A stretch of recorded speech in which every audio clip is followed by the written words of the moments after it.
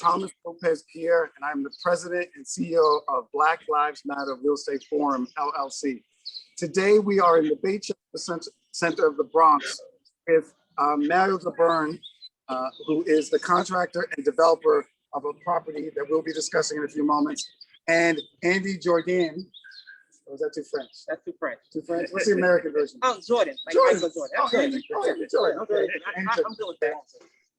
Thank you. There you go. There you go. Okay.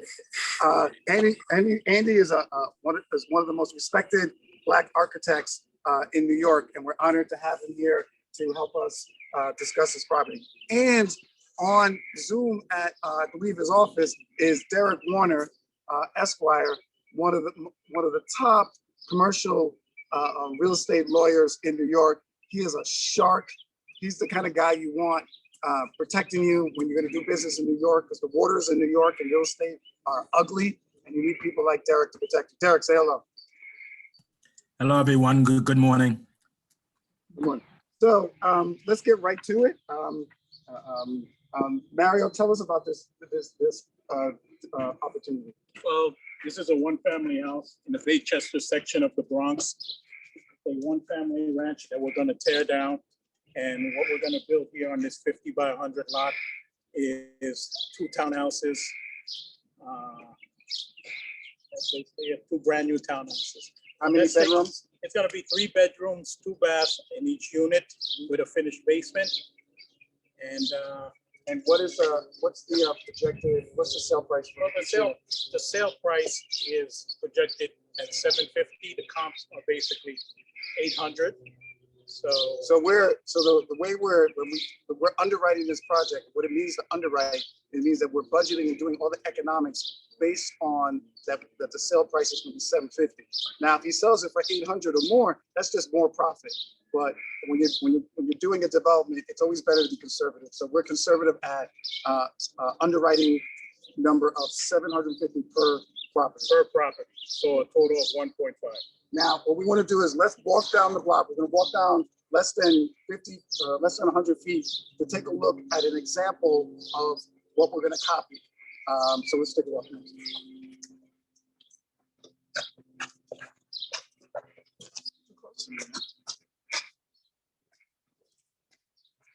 So the Baychester of the Bronx is a residential community, overwhelmingly Black, with a sprinkle of Hispanic residents, mostly 2-family homes.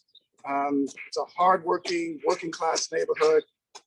Community families tend to own their properties for 30 to 40 years. Their children inherit it. They either choose to live there or sell. It's a part of the Bronx. There's a strong commitment and strong work ethic. So this property here, don't get the kids. Make sure you block off the kids. Do it close enough so you don't get the children on it. You see that? Okay. So this is an example of the property that we're going to be developing. It's a 2-family. I'm projecting it's a 3-bedroom. Don't worry, we're not filming the kids. It's a 2-family. They have a driveway on each side. It's about a 100 to 50 size lot right now. Yeah. And so we're going to be building the same property, the same exact property down the block. Let's go.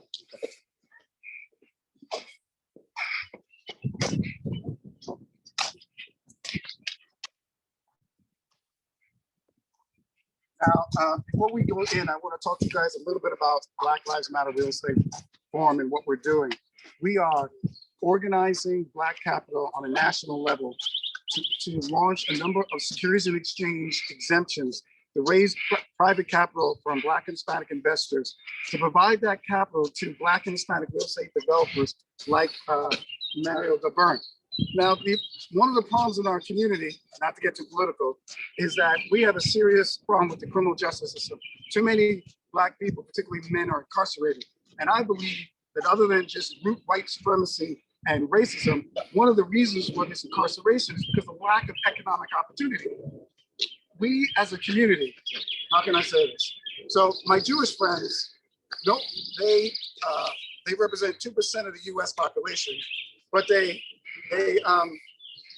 you look at the Fortune 500 list, they have more than 25% of the billionaires. They are per capita the most wealthiest demographic group in America.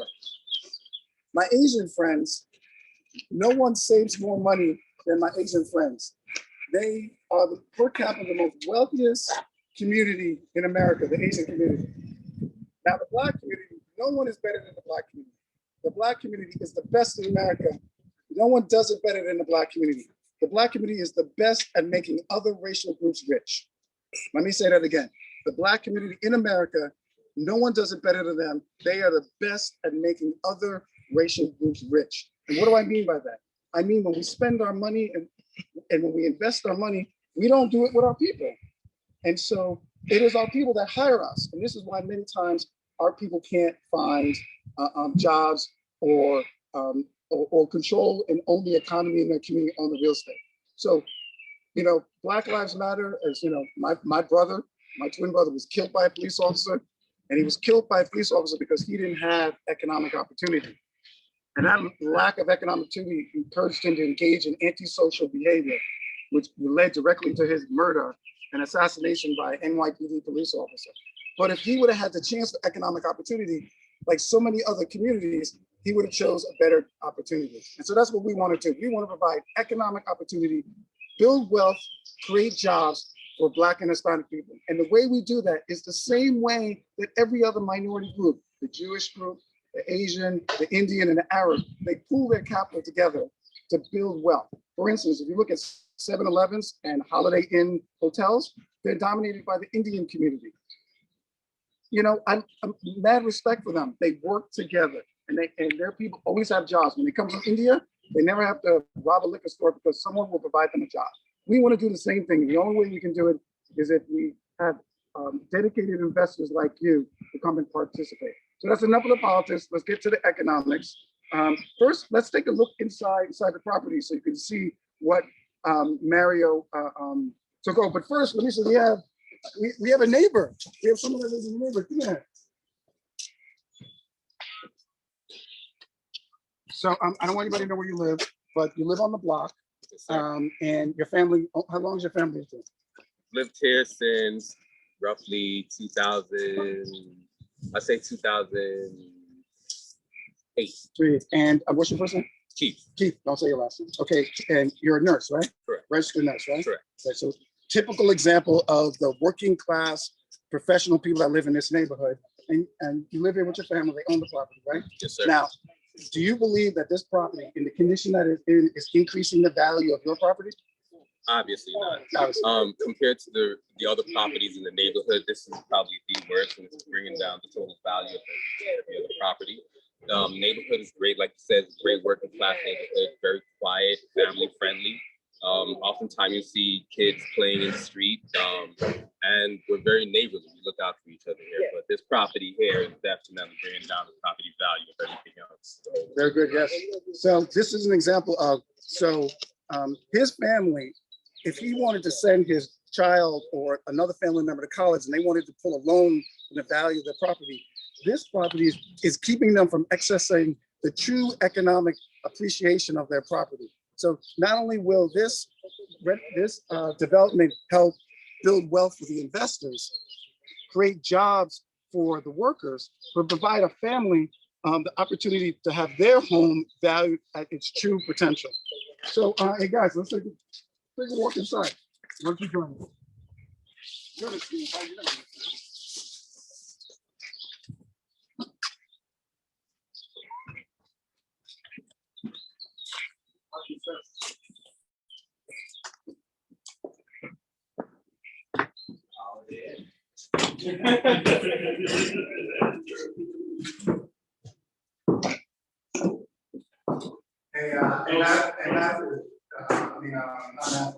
Marcus, just show quickly inside and then we're going to go back out. I'm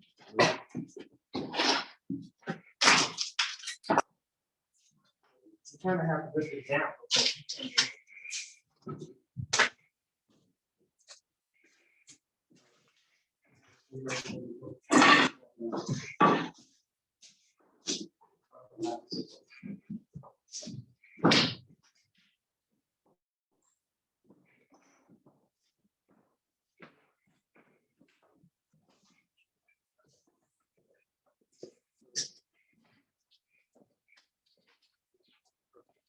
Now we're heading to the back. This property is 50 feet by 100. So we're walking all the way to the back of the property.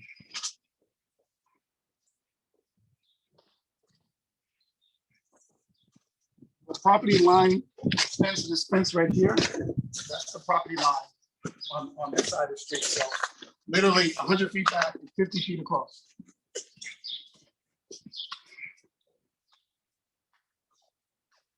So Marcus, go over there and then reverse. No, you're talking about that?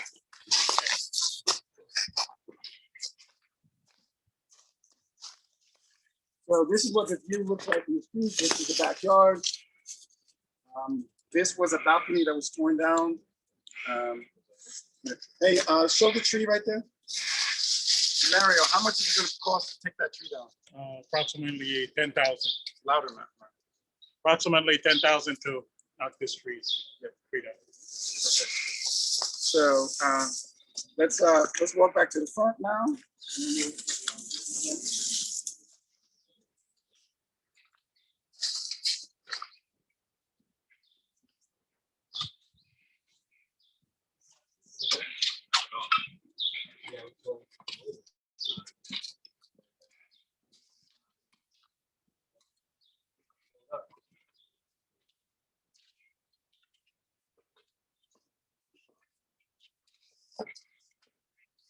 So Marcus, go over there.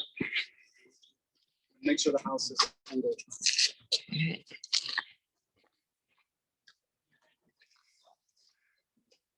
So that is basically, so our plan is to invest $500,000 in this property.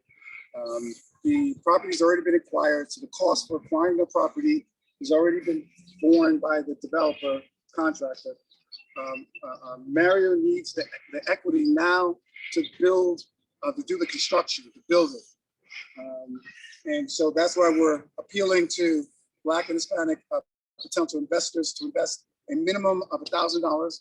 We want to invest more, but the minimum is $1,000. And in return, we're giving distributions of 15%, minimum 15% on your money. So if you invest $1,000 in, the plan is for a year or less, you'll make $150, 15%. Now, for those that didn't take economics in college, Google the multiplier effect. Google that term. It's called multiplier effect. And the reason I bring that up is because it's so important. The money, the $500,000 that Mario spends to build this project, he then uses it to hire an architect like Andy, who then has Black people working in his office. So the dollar circulates in the community. So the value of the $500,000 is really millions in economic activity for the Black and Hispanic community. I've been a part of real estate transactions in the Black community where everybody is white. Everybody except for the seller of the property is Black. And all the white people are generating this economic opportunity for their community. So we need to shift the paradigm, change the equation, and rally our community to invest in our community and circulate the dollar so many of us can get paid. So a brother like this can make, that's a really nice, really nice. Can even make more the money that he's used to see the car he's driving. You could tell the poorest one here is me. Anyway, so, you know, this is critical. You know, my Jewish, Asian, and Indian friends, they don't invest in Black neighborhoods or Hispanic neighborhoods because they love us. They invest because they're getting rich. And I applaud them. This is a capitalist society. It's a democracy. If the Black community won't invest in their own community to become rich, then outsiders will come in and do it for them. So this is really about how do we protect our community and how do we create wealth for our people and jobs for our people. So Derek, you there?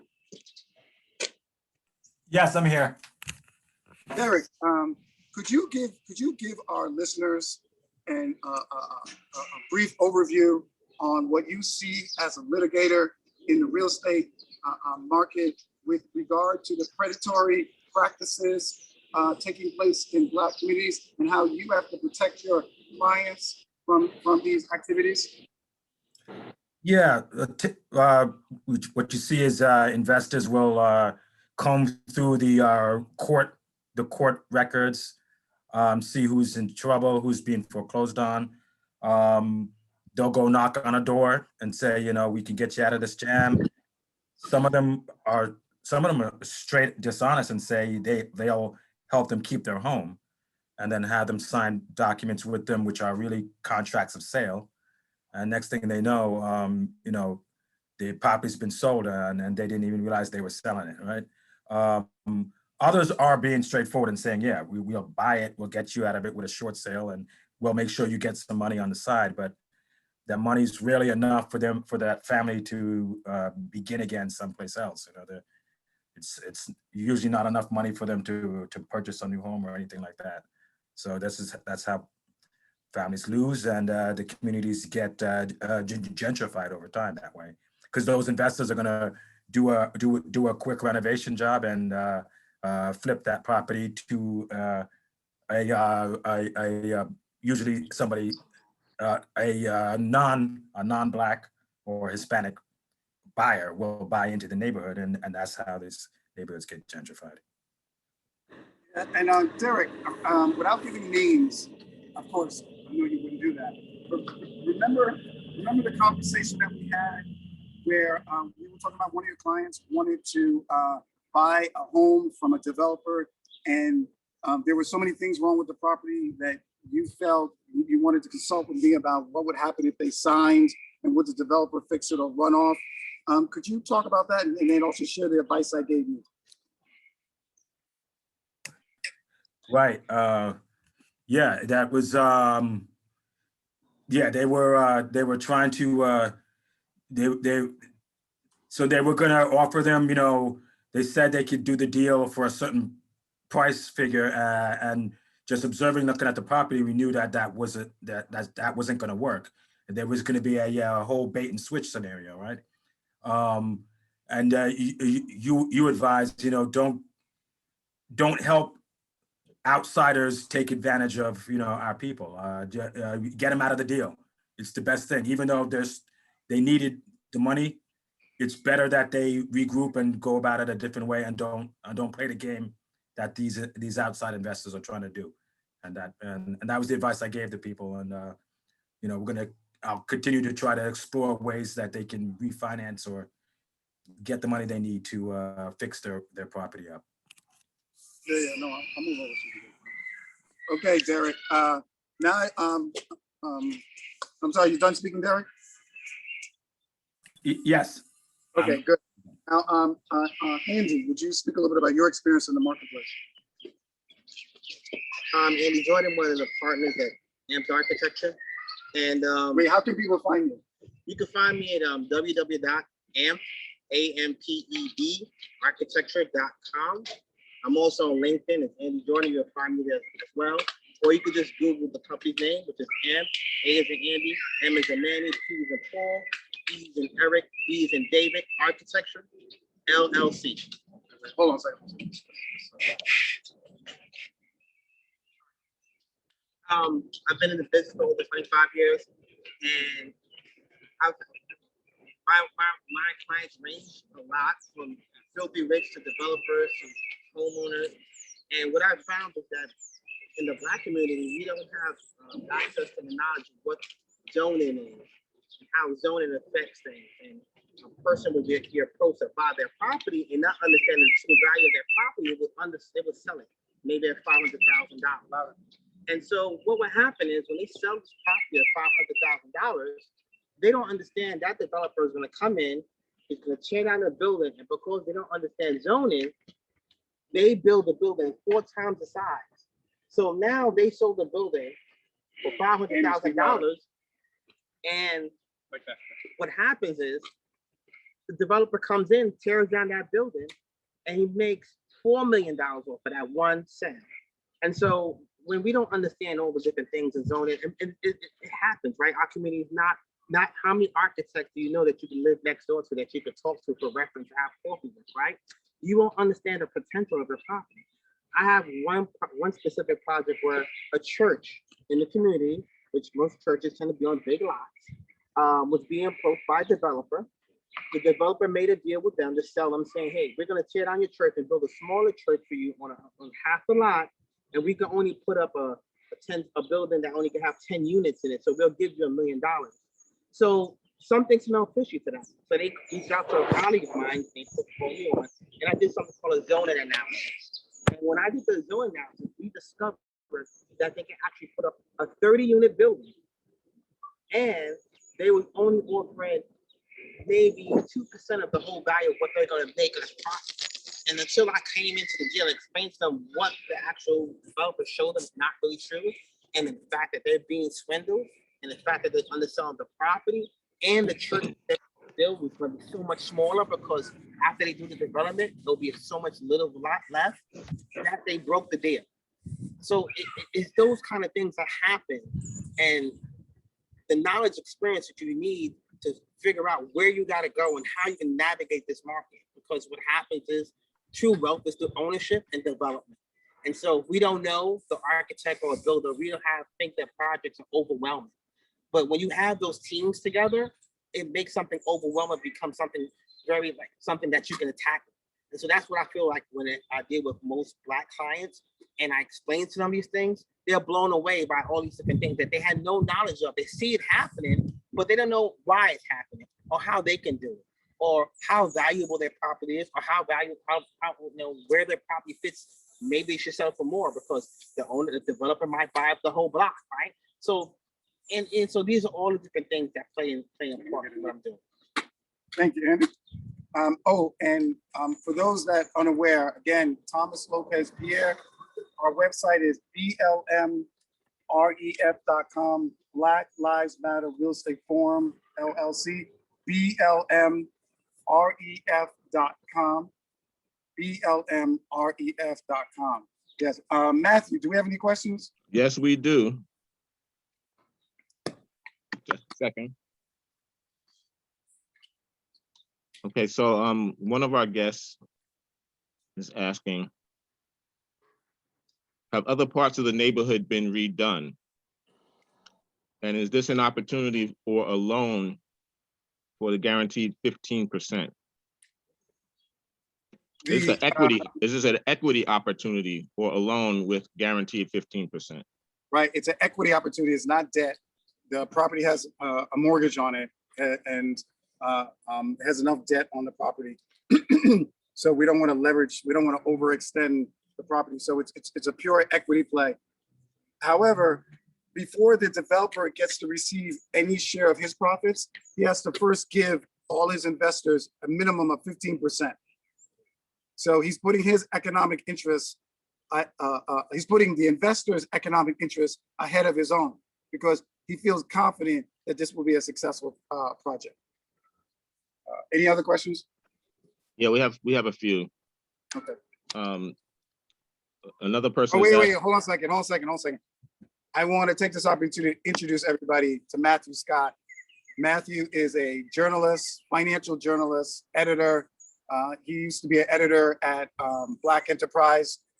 He's a corporate communications professional, and we're honored to have him on our team because, we believe there may be some white media that might feel that Black people organizing and Hispanic people organizing to create wealth in the community might be problematic. So we need someone that can articulate it because I could not do it that well. I would probably tell them to go F themselves. So Matthew has the diplomatic skills, right, guys?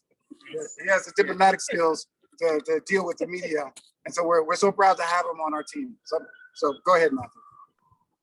Okay, we have a question about the time frame for the project. What is your time frame for this project? The time frame for the first half of the property is going to be 12 months, 10 to 12 months for the actual framing of the property.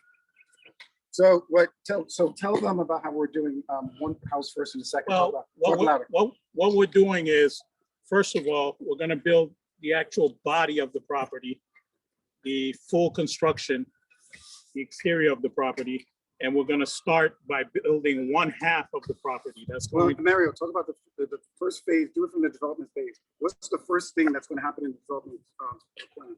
well, the first phase of the development plan is to get the architectural drawings. Then we're gonna do the demolition. So the demolition is, Demolition, we're gonna wipe out this one family house, take it down. And we're including gonna this parking lot right here. correct, including the parking lot. We're gonna backfill it. The city's gonna give us approvals to start the construction. Then we're gonna start the foundation. And once the foundation gets a sign off, we're gonna start with the framing. And foundation As is cement, right? Well, foundation, yeah, it's cement, Talk basically. to the viewers as if they're not construction real estate people, so it's cement. Yeah, okay. So foundation is the actual body of the property. It's where the property sits on. It's actually cement. It's actually, first you start with a footing, which is where the property actually fully sits on. Then you start with columns. And then you do the. And then you start afterwards with the actual framing of the house. After the foundation is complete, then you would start with the framing of the house, which is the actual exterior body of the house, all the way up to the roof. And then we would, after that process, we would put windows. And once that's complete, actually the value of the property increases. So once we get the foundation, the framing, the windows, the roof complete, you actually have two families, So wait, stop with- there for a minute. So you acquired the property for how much? 420. And today on Zillow, how much is the property valued? Today on Zillow, the property is worth 530.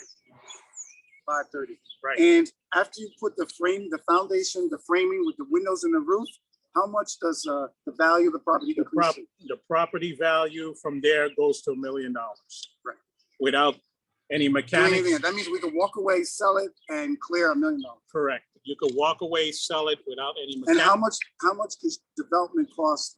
I mean, how much construction cost was added to put the framing, the foundation? How much was that? Well, to put the framing and the foundation, and the first phase would be about 385. So Get that the means first thing. immediately we have a profit of like 115,000. Correct, You know, so it's always good to do a project with equity flowing. correct, correct. Then the plan is, after you put the framing in, the plan is to then put all the what do you call it? MEs, the mechanical, electrical. Yes, you would do the plumbing, the electrical, the interior framing, the sheetrock, the kitchen, bathrooms. In one house, in one In house. one house, correct, And then sell the one house, correct. We would sell the one house, and then use the profits from that to develop the second house. correct. That would reduce our capital costs. And by reducing our capital costs, it's more profit for our investors. Correct. All right, Mary, thank you. Thank you. Okay. So Okay, we have additional questions. go ahead. Wait, hold on a second. Derek, anything you want to add? No, not necessarily. Buddy, this sounds logical to your legal mind, right? It does, yeah, that's, there's plenty of margin here for this to be a profit to be made in this project, absolutely. Question, your thoughts on the architectural strategy of the way that's. Okay, so I think that's a great plan, and what it does allow you to do, we're not talking about, which is another thing, is that after you sell the building, the first house, of course, the finishes, which is the MEP, the walls, the floor, tile, paint, that hasn't been done yet. But when they sell that first property, they might have a second investor ready to buy the next property. It might want different materials in there. So therefore, if they change the materials, the price of the second unit might even be higher than the first one, right? Because now, remember, building comps based on the last sales. And so this first unit might set a new trend, a new benchmark. And we also have to figure out where the market is at that time. When the market might go up more higher, we might be increasing a little bit more money by changing the features, the finishes that might attract different investors, different, people might want to purchase the property. And then the other benefit is that by selling the first property and paying off the mortgage for the whole property, We don't have debt expenses on the second property. We're not rushing to sell the second property because we don't have a monthly mortgage that we have to service. The other thing that I want to note before we get to the question is that a lot of people have talked about the pandemic and how it's affected real estate. Yes, in New York City, the pandemic has really affected real estate. White people have fled New York City for the suburbs, but in the Bronx, rents have actually gone up. Property values have gone up. The reality is Black folks have nowhere to go. They got nowhere to go. So they've hunkered down during this pandemic, and the data proves it. If you look like it's a mailman, they can look at the addresses where people are asking for their mail to be forwarded. But if you look at the Bronx, you don't see significant forwarding because Black folks got nowhere to go.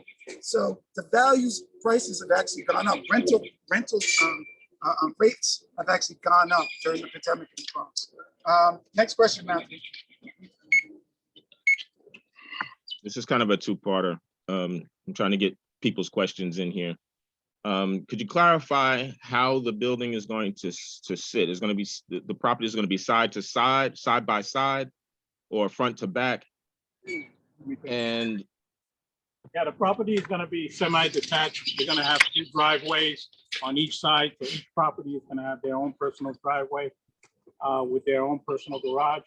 So you're gonna have a driveway that can fit actually 3 cars in the driveway.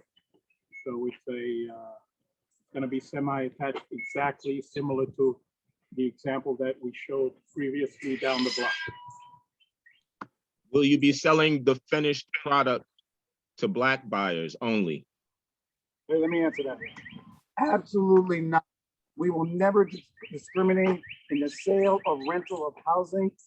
We, while we develop property in Black and Hispanic communities, whoever offers best price with best credit and can close sooner, we will sell that product to them. We would never do what white people have done to us in when we try to enter communities and discriminate against. So no, we will not be doing that.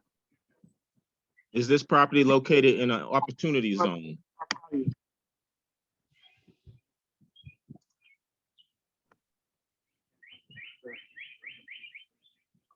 Next question. Is the property located in an opportunity zone? No. And let me speak on opportunity zones. When we launch our fund, and we will be launching this fund in the next 6 weeks, I can't tell you what kind of fund it is because once you start talking about securities laws, there's a certain quiet period.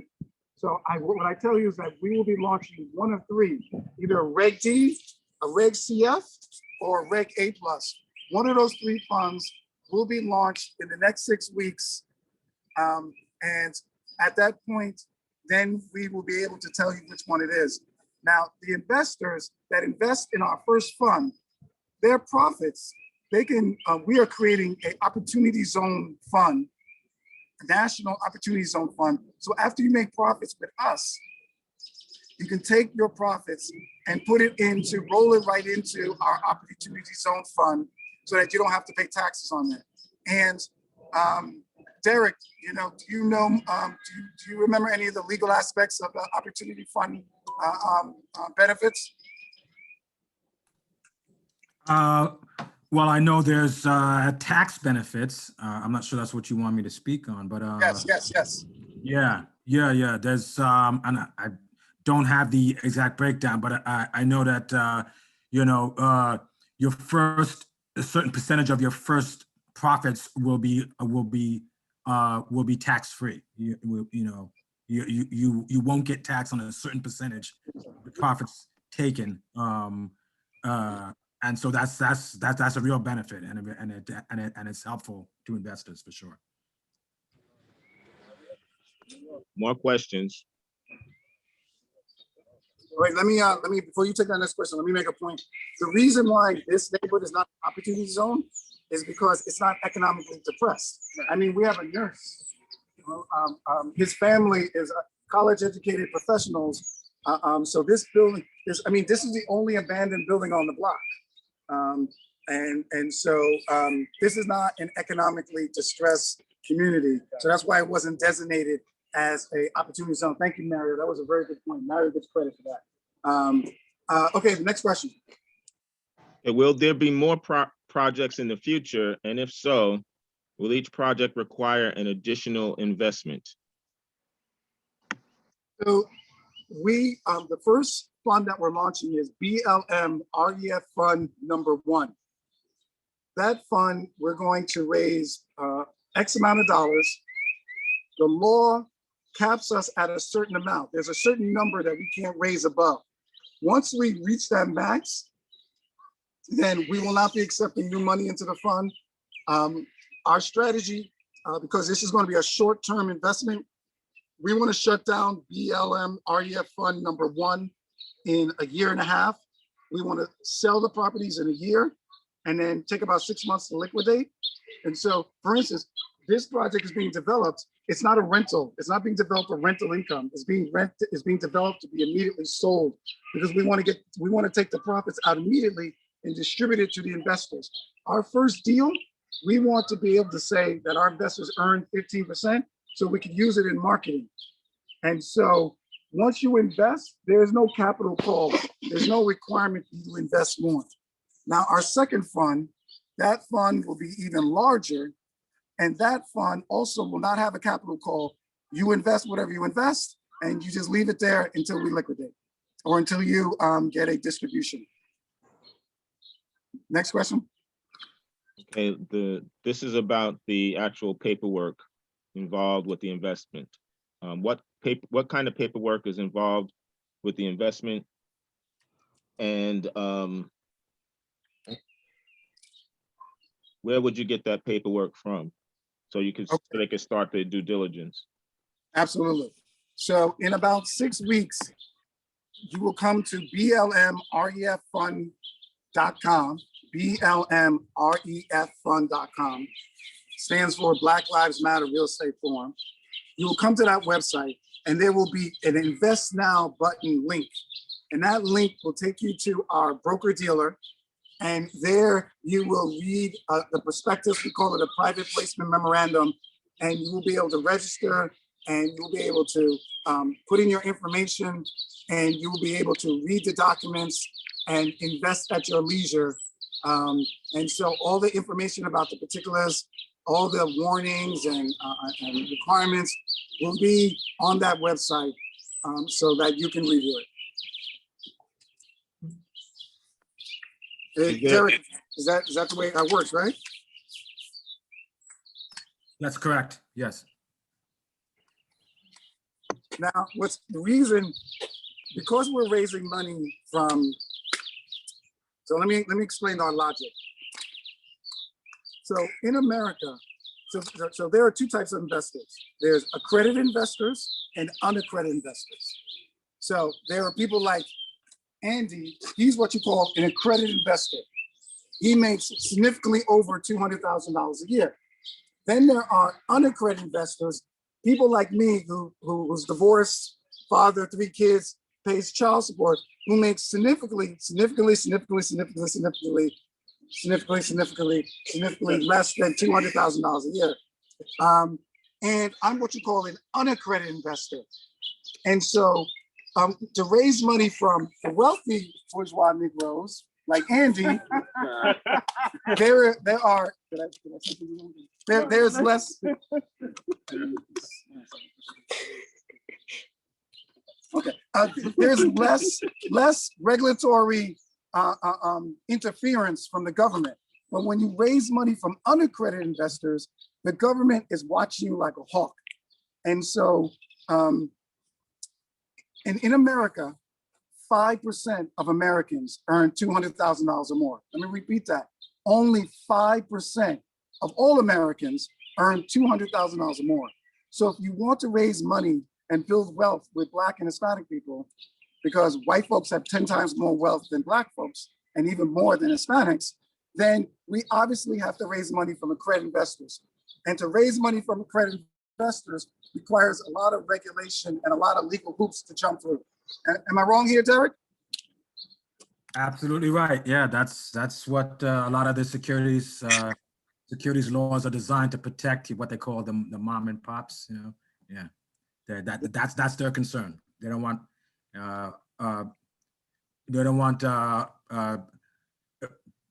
poor people to be taken advantage of, essentially. So as a new fund, not only do we got to hire a real estate lawyer, we got to hire a securities lawyer. We got to hire a broker dealer. Because if we want to sell securities in all 50 states, we got to do it through a broker dealer. So there is a lot of regulatory regimen that's being baked into what we're doing to protect our investors and give them the best value for their dollar, investment dollar. Next question.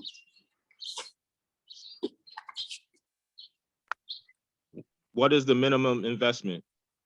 Minimum investment is $1,000.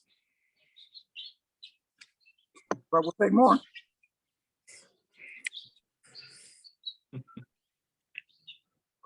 Any other questions? Yeah, the last question I have here is, has the developer worked on any other projects? Yes. Wait, before you interrupt, go to the website blmref.com, and you're going to see a video of me speaking.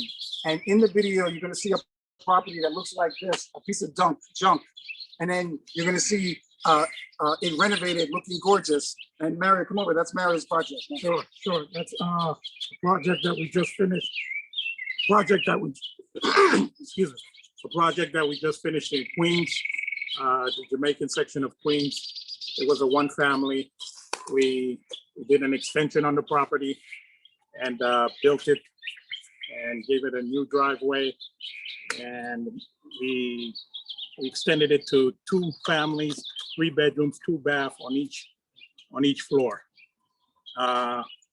Also have actually 18 years of experience in the construction industry, from being a landlord and a property manager. So I've done several. And you're a New York licensed contractor? Yeah, I'm a New York licensed contractor as well. Also about to be a superintendent that deals with the safety regulations of New York City. So I've done several projects. I've done several remodeling projects for various clients. So let me interrupt. Stay here for a minute because I'm going to use you as a prop. I'm going to use you as a prop. Sure. Mario is a representation of Black developers and Hispanic developers all over the nation, that because they lack access to capital, they are not able to maximize the true value in our communities. And what do I mean by that? While Mario was working on his Queens project, he bought this project. It's been sitting here for over a year doing nothing. Why? Because he had to sell the other Queens project to come up with the capital to start doing this project. And so what we want to do is raise money from bourgeois Negroes like Andy. You gotta stop using me as bourgeois Negro, okay? And respectable nurses like Keith, and invest with developers like Mario on a national level. Imagine if we take 1,000, 10,000 Marios and invest with them, providing them the capital. Listen, 100 years ago, Goldman Sachs, Jewish people weren't allowed on Wall Street. No one would hire them. And they got together and they formed their own companies, investment firms. Goldman Sachs is a billion-dollar company. Why? Because they worked together, they hired the people, they invested with each other. And we need to do the same thing as a community. I want to build Black Lives Matter Real Estate Fund, the farm. I want to build it into a billion-dollar private equity real estate fund that's providing equity capital to Black and Hispanic developers. I don't want to go into Cleveland, Atlanta, DC. I don't want to go into these communities and compete with the Black developers or Hispanic developers. I want to be their business partner. I want to be their banker. I want to give them the money that they need to maximize the economic opportunities for the community and for Black and Hispanic investors. And the way we do that is by working together, pooling our resources, and providing it capital for developers like Mario to build properties like this so that homeowners in the neighborhood will get the maximum value for their community. You know, and the way we can do that is we work together. So because of the change in technology, social media, crowdfunding, it has become cost efficient to raise money from the public this way. And that's why it's so important for you to send us your email, go to our website. There is a form on there that you fill out your name, and you can be first to line to know when we're sending out the investment opportunities. Also, if you're a lawyer, a doctor, accountant, if you have financial, legal, and some kind of professional background, we would love to have you consider joining our advisory board. We have over 60 members. If you go to our website, click on advisory board in the menu bar, you'll see we have lawyers from major law firms. We got, as one of our co-chairs, this brother, Ascari Foy. He's the former head of the Atlanta office for the Securities and Exchange Commission. He's one of our key advisors, and you can find his information on our website. We have established and respected real estate developers, all who believe that it's more efficient if the developers like Mayor just go find dirt. When we say go find dirt, just go find the project. The amount of time they spend trying to find investment capital makes their operations less efficient. And if the operations are less efficient, less profit. If we make the operation more efficient, more profit to share. So to the developers that are listening to this, I want to be your business partner. I don't want to be competitors with you. You guys have the best in class service professionals.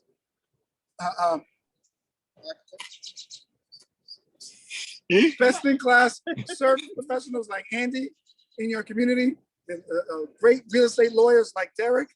We want to partner with you. You have the institutional relationships with the bureaucracy, the buildings department, the politicians. We don't want to come into Atlanta or Cleveland or LA and compete with you. We want to be your business partner. And we also want to provide people in this community. People in this community are going to be able to invest in this project because we're going to distribute flyers in a 10-block radius so that people in the community will be able to benefit from the economic opportunities that are in their community. So it's not just a bunch of bourgeois Negroes coming from outside into the community.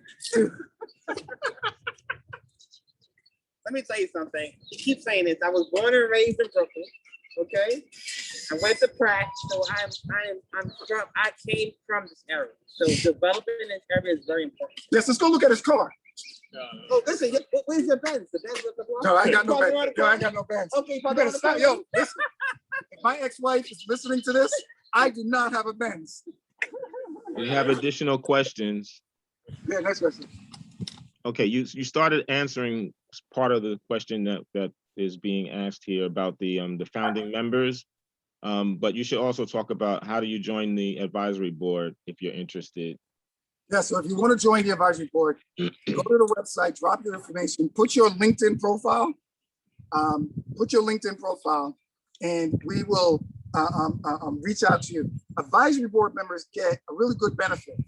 They get to buy 4 shares for $1 that are worth $1,000 that everybody else has to pay $1,000 for. They get to buy 4 of them, up to 4 of them for $1 each, because they're bringing their membership fee, and they're bringing their intellectual capital, their relationships, they're opening doors for us. I mean, you know, Andy is on our advisory board. Derek is on our advisory board. Keith is going to be joining our advisory board since we're done here. And so, you know, this is an opportunity for all of us to work together. So if you're interested in joining our advisory board, please go to our website and click on where it says advisory board, read about the requirements, and we would love to consider you. We have 60 members all over in 17 states, and we're going to be growing it to 100 members. Next question. Just confirm that they'll be able to access the recording at some point. We'll be putting this video on YouTube, and if you're not on our email list, meaning if you didn't get an email from me, go to our website, blmref.com, and drop your email, and we will send out a link to the YouTube video. We have about 5 minutes left. If you still have a question in the audience, please type it in so we can try to get to your question before we break.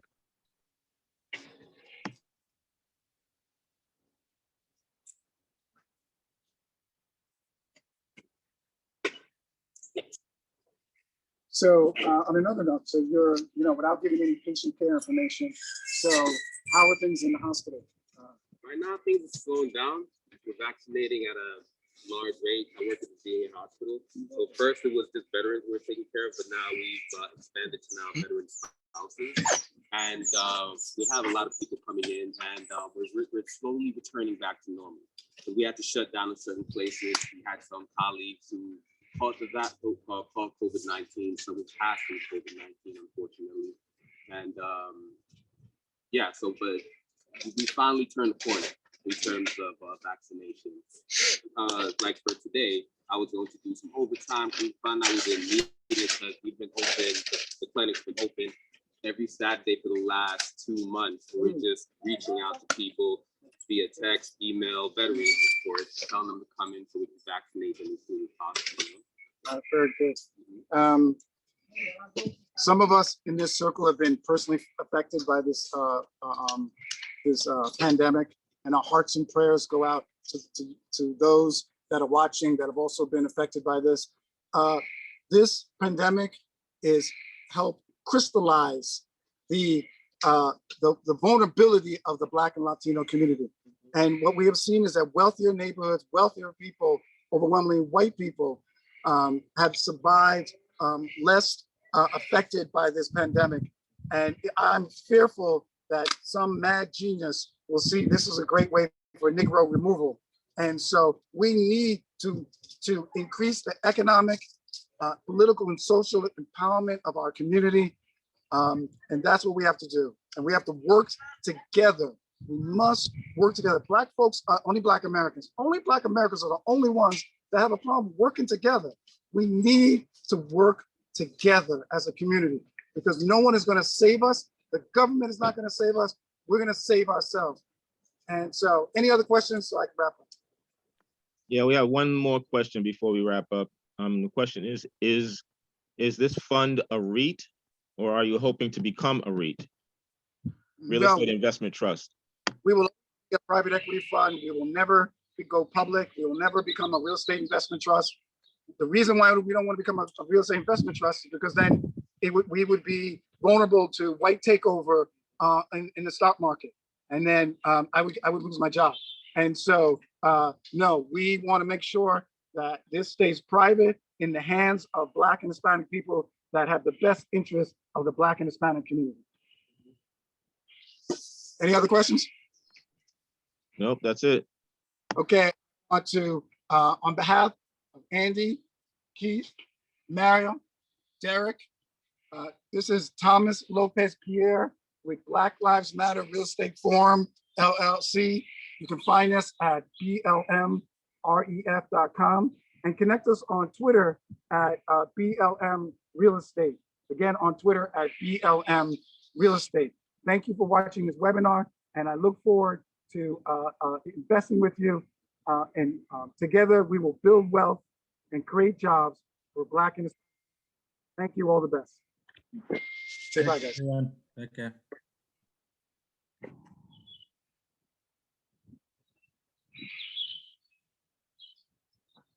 Should I leave or wait for Matt? Leave.